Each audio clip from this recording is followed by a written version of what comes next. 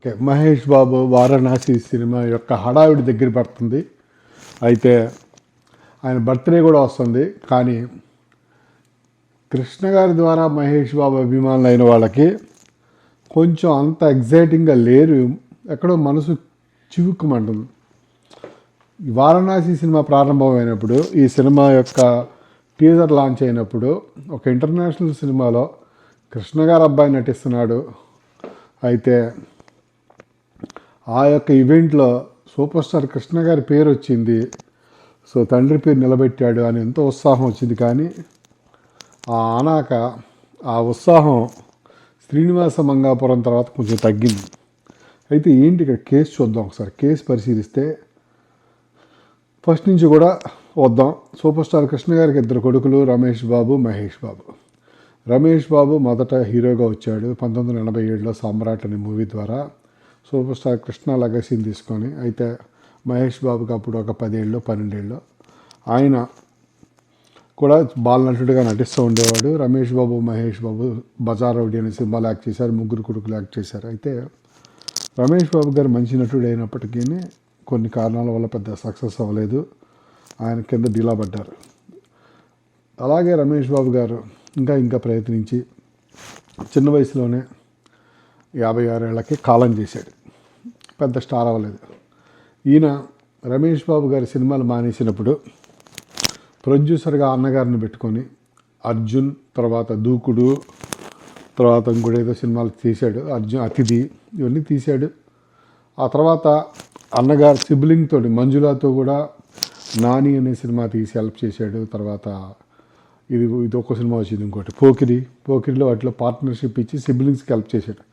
Krishna productions అని ఒకటి, Indira productions అని ఒకటి, 2 అద్భుతమైన బ్యానర్స్ పెట్టి తండ్రి పేరు మీద ఒకటి, తండ్రి పేరు మీద ఒకటి ముందుకు తీసుకెళ్ళాడు. పద్మాలయ క్వాలిటీ తగ్గింది కాబట్టి ఆదిశేషగిరిరావు గారు, తర్వాత హనుమంతరావు గారి పిల్లలు కొంచెం రచ్చ చేశారని టాకు. అందుకని హనుమంతరావు గారి పిల్లలకి దూరం ఉన్నాడు. అయితే అలాంటి డిస్టెన్సింగ్ చేశాడు. అద్భుతమైన క్యారెక్టర్ మెయింటైన్ చేశాడు. సినిమాలో అశ్లీల అసభ్యత లేకుండా, తాను అందులో పార్టిసిపేట్ చేయకుండా మహేష్ బాబు గారు యాక్ట్ చేశారు.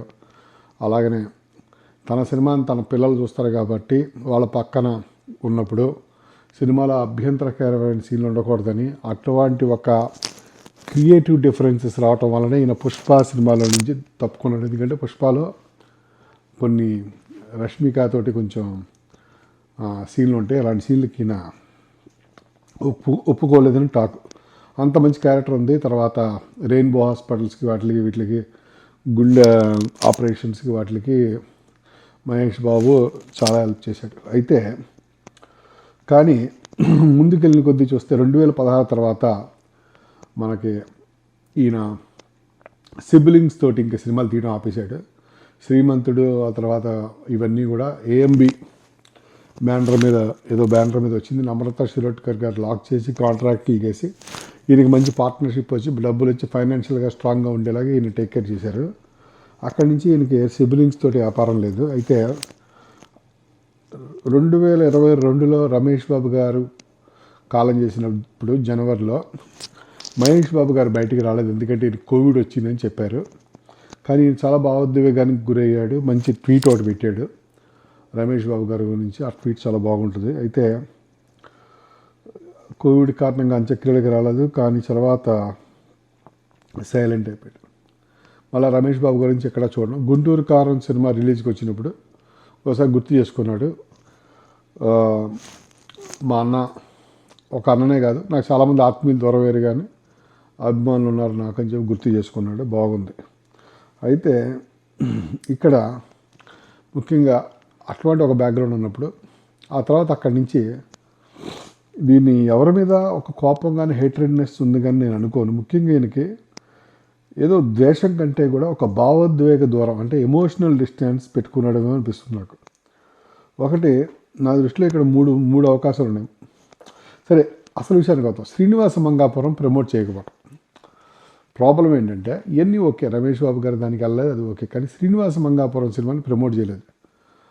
చిన్న వయసులోనే కాలం చేశాడు తన అన్న స్టార్ కాలేకపోయాడు. ఆడ కొడుకు అదే కసితోని స్టార్ అవ్వాలనుకున్నాడు. వదిన గారు కొడుకుని హీరో చేయాలనుకున్నారు, కృష్ణకి రమేష్ బాబుకి వారసుడు అని చెప్పి.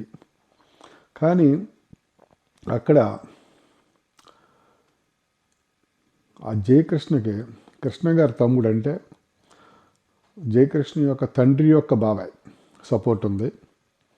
కానీ సొంత బాబాయ్ సపోర్టు బయటికి కనపడలేదు అసలు. ఓకే, ఎన్ని చెప్పినా కూడా, ఎంత ముత్తుకున్నా కూడా ఆ సపోర్ట్ అయితే ఎక్కడా కనపడలేదు. అయితే దీంట్లో నాకు 3 అవకాశాలు కనిపిస్తున్నాయి. దీంట్లో మహేష్ బాబు గారికి ఎవరి మీద ద్వేషం ఉంది అని మనం అనుకోలేను. ఇక్కడ ఏంటంటే ద్వేషం కంటే కూడా భావోద్వేగ దూరం, అంటే ఎమోషనల్ డిస్టెన్సింగ్ చేసాడు. ఇది విజయంతో వచ్చిన దూరం. ఇది చాలా పెద్ద స్థాయికి వెళ్ళిన వ్యక్తుల్లో ఇది కనిపిస్తుంది. మొదట కుటుంబం అనేది ఒక పెద్ద వలయంలాగా ఉంటుంది. ఆ తర్వాత ఆ వలయం బాగా సక్సెస్ అయిన పీపుల్కి చిన్నదైపోతుంది. వీళ్ళు ఏం చేస్తారంటే చివరికి భార్య, పిల్లలు, కెరియర్, వీళ్ళకి అవే ప్రధానంగా మిగులుతాయి.